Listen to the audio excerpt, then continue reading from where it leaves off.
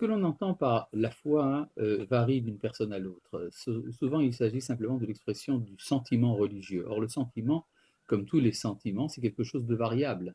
Nous sommes parfois dans la joie, parfois dans la tristesse, parfois dans l'amour, parfois dans la haine, parfois dans la colère, parfois dans le calme.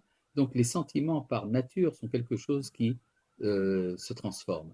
Et donc, il ne faut pas s'étonner, si on considère la foi comme étant le sentiment religieux, qu'il y ait des hauts et des bas. C'est tout à fait normal.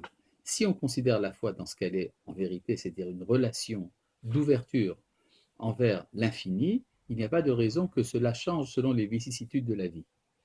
Et donc, il est bon, quand on parle de émouna, de foi, de ne pas essayer de trop dogmatiser la manière dont elle est conçue, non pas parce qu'il y aurait ignorance par rapport à la vérité, mais au contraire, c'est par un respect très profond pour la vérité la plus profonde. La vérité la plus profonde est quasi inaccessible à l'entendement humain.